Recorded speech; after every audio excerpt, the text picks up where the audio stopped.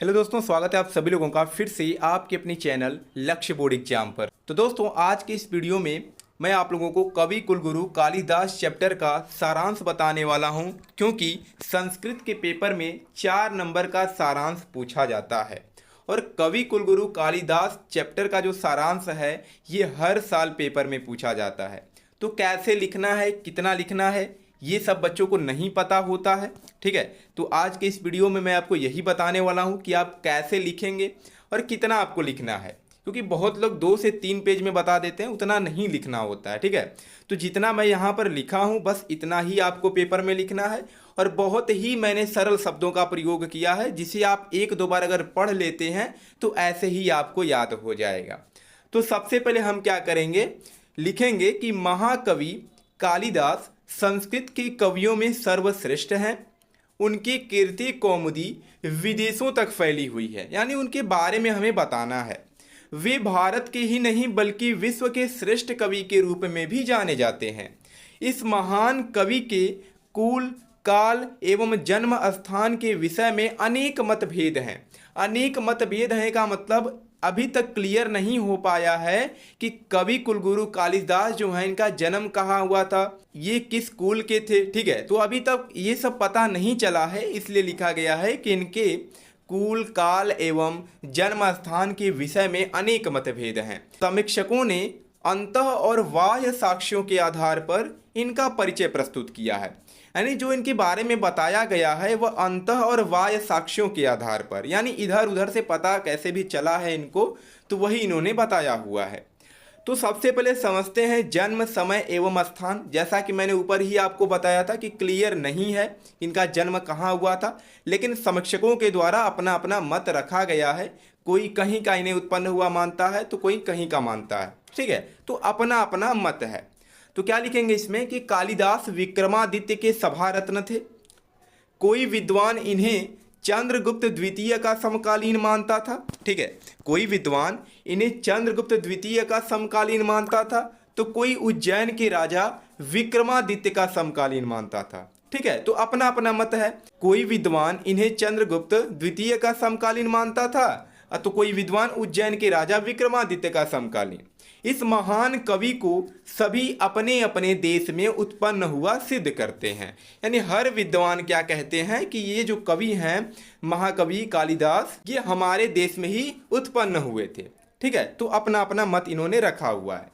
अब इनके कुल के बारे में समझ लेते हैं। तो कालिदास की कृतियों में वर्ण व्यवस्था के प्रतिपादन को देखकर इन्हें ब्राह्मण कुलोत्पन्न माना जाता है। यानी क्या लिखा गया है कि इनकी कृतियों से ही हम ये पता हमें चलता है कि ये किस कुल के थे, तो ब्राह्मण कुल के थे। ये शिव के उपासक थे। ठीक है, फिर भी राम के प्रति इनकी अपार श्रद्धा थी। जो महाकवि कालिदास थे वह शिव जी के उपासक थे, लेकिन इनकी रचनाओं में यह भी देखा जाता है कि इनका जो है राम के प्रति भी क्या था, अपार श्रद्धा था। तो इतना आपको कुल में लिख देना है। अगली हेडिंग है रचनाएं। तो कालिदास ने रघुवंशम और कुमार संभवम नामक 2 महाकाव्य लिखा है। मेघदूतम और ऋतु संहार नामक 2 गीति काव्य लिखा है तथा मालविकाग्निमित्रम, विक्रमोर्वशीयम एवं अभिज्ञान शाकुंतलम नामक 3 नाटकों की रचना की है। तो 2 क्या है, महाकाव्य है, 2 गीति काव्य है और 3 नाटक है। तो ये आपको रचना में लिखना है। फिर लास्ट में आपको लिखना है काव्य सौंदर्य। काव्य सौंदर्य का मतलब होता है कि इन्होंने अपनी रचनाओं में किस अलंकार का प्रयोग किया है, किस गुण का प्रयोग किया है, किस रस का प्रयोग किया है, ये सब चीज़ें हमें लिखना है। तो क्या लिखेंगे इसमें कि कालिदास ने अपनी रचनाओं में काव्योचित गुणों का समावेश करते हुए भारतीय जीवन पद्धति का सर्वांगीण चित्रण किया है। कालिदास के काव्यों में प्रधान रस क्या है, तो श्रृंगार है। यानी इनके काव्य में अधिकतर कौन सा रस देखने को मिलता है, तो श्रृंगार रस का ज़्यादा प्रयोग इन्होंने अपनी काव्यों में किया है।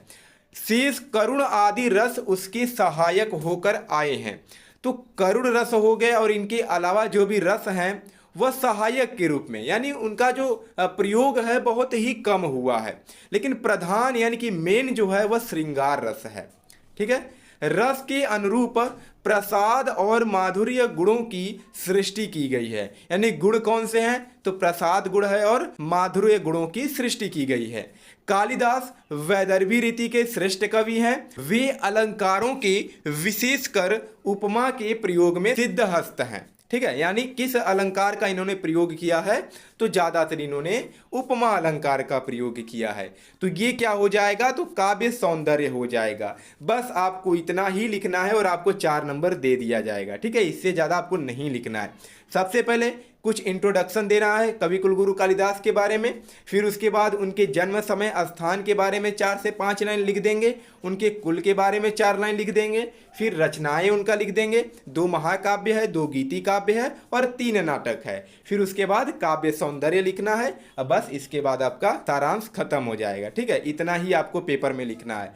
अब अगर आप लोगों को इसका पीडीएफ चाहिए तो वो पीडीएफ आपको टेलीग्राम चैनल पे मिलेगा। टेलीग्राम पर जाकर के राइजिंग स्टार क्लासेस सर्च कर लीजिएगा, वहां पर चैनल आ जाएगा, आपको वहां पर इसका पीडीएफ प्रोवाइड कर दिया जाएगा।